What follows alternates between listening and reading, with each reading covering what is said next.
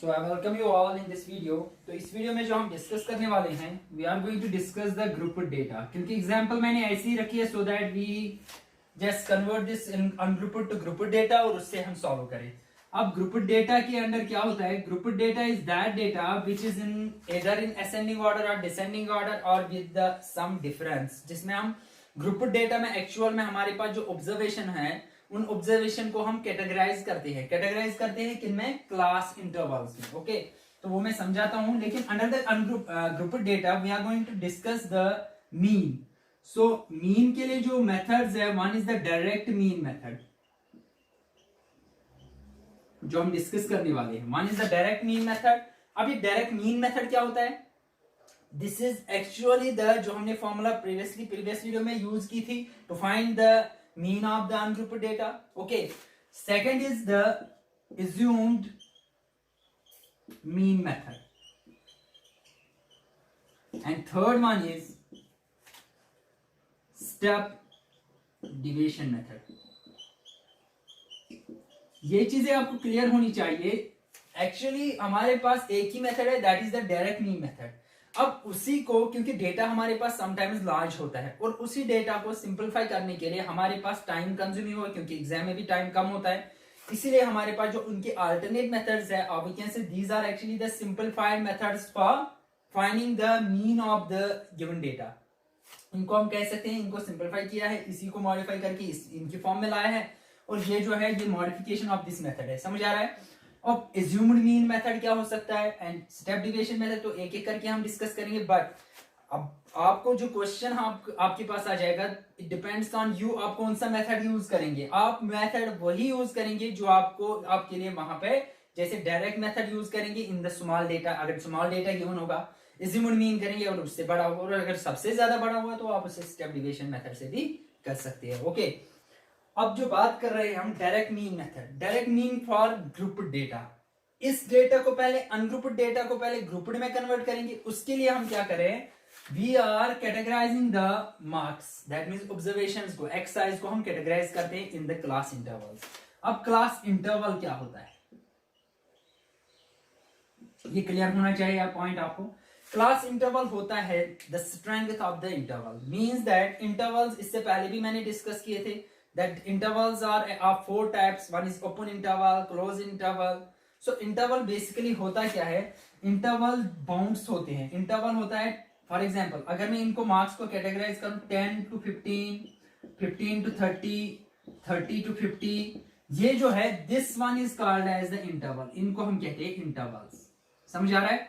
So intervals में हमारे पास होते हैं two numbers, first and the second. The number on the left side is called as the lower limit. Lower limit कहते हैं, and number on the right side is called as the upper limit. ये clear होना चाहिए आपको. Class mark जो हमारे पास होता है, class mark is actually what? The strength. We categorize that the given data in the interval form. इनको interval form है. उससे क्या होगा? ये डेटा थोड़ा रिड्यूस होगा, इससे हमारे टाइम जो है वो और बच जाएगा. जैसे 10 to, अगर मैं ले रहा हूं 10 to 30 फॉर एग्जांपल, 10 to 30 में आ रहे हैं, 10 to 30 ये भी आ रहा है, ये तो 2 स्टूडेंट्स, तो मतलब दो ऑब्जर्वेशन के लिए मुझे अब एक ही ऑब्जर्वेशन कंसिडर करनी पड़ी है. समझ आ रहा है? सो 10 to 15 ले सकते हैं, 15 to 30. अब इसमें और एक बात का ख्याल रखना है, अगर मैंने लिया 10 to 15, then 15 to 30 and 30 to 50, right? ये जो होते हैं ये इंटरवल्स, इन इंटरवल्स को असल में हम क्या कहते हैं? Semi closed interval.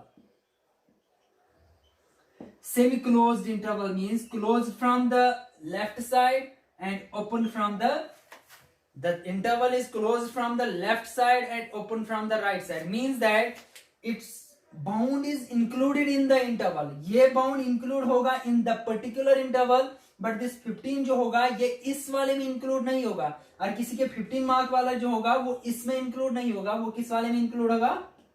In the second interval. समझ आ रहा है? सो इस क्लास में तो वो इंटरवल आ ही नहीं सकता है वो मार्क, तो it means it includes only the lower bound, not the upper bound. सिर्फ लोअर लिमिट को ये इंक्लूड कर रहा है, अपर लिमिट को नहीं कर रहा है. ओपन मींस 15 से छोटे छोटे जितने भी होंगे वो सारे इसमें आएंगे, 15 से कम कम, और 10 को लेके जितने आएंगे वो इसमें आएंगे। इसी तरह इसमें 15 बट 30 नहीं आएगा, इसमें 30 बट 50 नहीं आएगा। इसी को हम अनग्रुप्ड डेटा को ग्रुप्ड डेटा में लेने के लिए हम क्या करेंगे, हम मार्क्स को जो ले रहे हैं क्लास इंटरवल, पहला पॉइंट जो होना चाहिए आपके एग्जाम में इस तरह लिखना है, क्लास इंटरवल। जो क्लास इंटरवल होगा वो हमारे पास आ जाएगा, हम start because the lowest is 10 here, so 10 to से 25,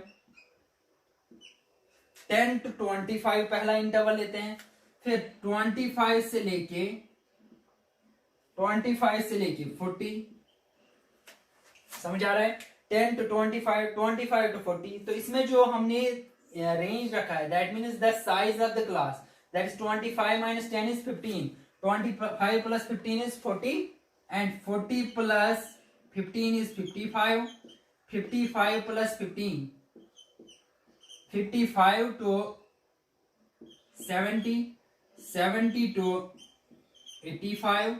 अभी जो हमारे पास है वो 95 तक मार्क्स है, ओके। सो 85 से लेके 100, these are the given interval। तो पहले जो ऑब्जर्वेशन थे दैट 30, जो कि हमने पहले बेसिक मेथड से किया था। उसके बाद जो हम आए हैं अनग्रुप्ड डेटा पे, वहां पे थोड़ा सा डेटा को 13 में हमने कन्वर्ट किया, 13 ऑब्जर्वेशन में। अब ग्रुप्ड डेटा में लाने पे हमारे पास जो इंटरवल्स बचे 1 2 3 4 5 एंड 6 ओनली। अब हमारे पास जो है 6 ऑब्जर्वेशन ही बचेंगे, समझ आ रहा है। सो इंटरवल्स मैंने आपसे कहा अपर बाउंड इसका इंक्लूड नहीं होगा, मींस अपर लिमिट इसका इंक्लूड नहीं होगा बट लोअर लिमिट में। अब कॉरेस्पॉन्डिंग एफआई लिखेंगे, फ्रीक्वेंसी, तो एफ आई क्या दिया है 10 टू 25 था, राइट। सो 10 टू 25 देखते हैं कितने स्टूडेंट्स हैं, 10 1 आ रहा है, 20 आ रहा है, means 2 students are there. 10 to 25 से टू 40 जो हमारे पास है, 25 से 40 के बीच में ये आ रहा है, सो मीन्स 3 स्टूडेंट्स हैं, राइट। 40 टू 55, 40 टू 55, तो 40 टू 55 मीन्स 40 भी आएगा, तो ये 4 स्टूडेंट्स, 50 आएगा, दैट इज 3, 4 प्लस 3 7, 55 नहीं है यहाँ पे, तो 7 स्टूडेंट्स, समझ आ रहा है। तो 7 स्टूडेंट्स अंडर 40 टू 55, 55 टू 70, 55 के बाद 56, मतलब ये 2 स्टूडेंट्स आ रहे हैं, 6 4 आ रहे हैं, 4 प्लस 2 इज 6, 70 नहीं आएगा इस बाउंड में, वो नेक्स्ट बाउंड में आ जाएगा बिकॉज वो अपर बाउंड है यहाँ पे। सो हमारे पास जो 55 टू 70 आएगा 2 plus 4 that is 6 students, 70 to 85 4 5 6 4 5 6 students, and 85 to 100 2 3 5 5 plus 1 is 6। So हमारे पास जो फ्रीक्वेंसीज मिलेंगे वो ये, क्योंकि हम हमेशा ही फ्रीक्वेंसीज का सम लेते हैं। सो अब समेशन ऑफ एफ आई क्या आएगा, कितने स्टूडेंट्स हैं इन टोटल 30, देखिए 3 plus 2 is 5, 5 plus 7 is 12, 12 plus 6 18, 18 plus 6 24, 24 plus 6 is, तो फिर से 30 स्टूडेंट्स ही आएंगे। तो इससे हमारे पास फ्रीक्वेंसीज पे कोई भी फर्क नहीं पड़ता है। अब यहां पे डिफरेंट क्या है, because in order to find the mean of the given data, उसके लिए तो हमारा एक्सआई होना जरूरी है। तो एक्सआई जो यहां पे होता है, next step we find the class mark, उसी क्लास मार्क को एक्सआई कहते हैं, और वो होता है upper limit plus lower limit divide by 2। Class mark जो लेते हैं हम, वो एवरेज ऑफ द इंटरवल लेते हैं। The class mark of the particular class is actually the average of the interval. तो उस इंटरवल की एवरेज क्या आ सकता है, एवरेज क्या होता है, एवरेज होता है lower limit plus upper limit divide by 2। In the secondary method, अगर हम सेकंड मेथड में बताएं तो ये मिड पॉइंट होता है। तो we find the mid point of the, हम पहले क्या करते हैं mid point of the interval find, और उसी मिड पॉइंट को हम कंसीडर करते हैं क्लास मार्क। क्लास मार्क होता है upper limit plus lower limit, 10 plus 25, देखो 10 plus 25 divide by 2, it will become 35 divided by 2, then it is 17.5। इसी तरह 25 plus 40 50 65, 65 divided by 2 means 2 3 6 2 2 is 4.5, 32.5। तो इस तरह हम हर किसी क्लास का जो है एवरेज निकालेंगे, हर किसी क्लास का average, and that we consider as the x बाद average of each interval will be equal to like this.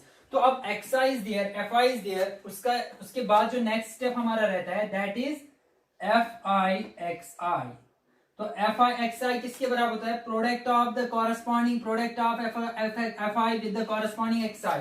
2 into 17.5 will be equal to 35.0, right? 3 into 32.5 that is 97। इसी तरह 7 into 47.5 332.5 332.5 it is actually 97.5 here, ये 97.5 होगा, क्यों? On taking the multiple of 5 with 3 it will become 15। तो ये calculation part है, आप easily calculate कर सकते हैं। इसी तरह 7 के बाद 6 into the corresponding 62.5 will become 375। After that it is 77.5 into 6 that is equal to 465 because 6 5 is 30 and it's again 0.0 रखे या ना रखे कोई फर्क नहीं पड़ता, and 6 into 92.5 is 555.5। because this is fi xi so we take summation of fi with xi। summation of fi xi जो होगा वो आ जाएगा 1860.0। so we have the fi here, we have the summation fi xi, therefore mean x bar will be equal to summation of fi xi divided by summation of fi। तो यहाँ पे I runs from 1 to 1 2 3 4 5 6 1 to 6 that will be equal to 1860 divided by 30, 0 cancels with 0 we get 62। so इस तरह जो हमें मिला, यहाँ पे एवरेज मार्क 62 है, right? The data is same, the mean formula is same, but still we are getting the average different. वहां पे उस केस में हमने 59.3 एवरेज मिला था and in this case we are getting the average as 62। तो ये ऐसा क्यों है? बिकॉज वो method that is accurate one. क्यों? यहाँ पे जो हम क्लास इंटरवल लेते हैं उसके बाद जो हम एक्सरसाइज द ऑब्जर्वेशंस कंसीडर करते हैं वो हम एवरेज अज्यूम करते हैं, वो खुद से हम अज्यूम करते हैं ये होंगे, बट एक्चुअल में तो ये नहीं है ना exact values. somewhere it is like 32.5, somewhere it is not 47.6, it is 46। उसी से जो वेरिएशन आती है वही वेरिएशन 62 पे अप्रोक्सीमेट वैल्यू ऑफ 59.3 आ जाएगा। समझ आ रहा है? सो अप्रोक्सीमेट एवरेज 62 इसीलिए आया क्योंकि हम इज्यूम जो मीन कर रहे हैं, इज्यूम जो ये ऑब्जर्वेशंस कर रहे हैं वो हम कह रहे हैं average of the class interval. वहां पे हमारे पास एक्यूरेट डेटा होता है और उस केस में हमें इसीलिए जो एवरेज मिलता है दैट इज एग्जैक्ट 59.3। ये कैलकुलेट करने ये मेथड जो है this one is easy to calculate, इस तरह हम कैलकुलेट इजी कर सकते हैं इसे। And this same is what called as, this method is called as direct method। इसी को हम क्या कहते हैं? Direct method. Hope you all understand that direct method, यही हमारा डायरेक्ट मेथड होता है। समझ आ रहा है? और यहाँ पे x बार जो है इसमें तीन चीजें याद रखनी है। First find take the class interval, आप पे डिपेंड है। मैंने यहाँ 15-15 का गैप रखा, आप 10-10 का गैप रख सकते हैं। उसके बाद categorise these frequencies in the corresponding intervals। after that take the summation of fi that is 30। उसके बाद क्लास मार्क लेना है। क्लास मार्क होता है sum of the first lower limit and upper limit divide by 2, वो आ जाएगा 17.5। मतलब average निकालना है इनका, वो xi होगा। Take the product of xi with fi, we get fi xi, तो हमें इतना मिलेगा। Take the summation of fi xi that is 1860, sum of all these। Mean होता है समेशन fi xi और समेशन fi, तो fi xi 1860 divided by 30 we get the 62। this is called the direct method to calculate the mean।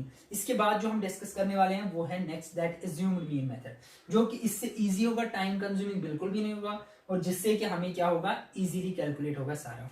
Hope you understand.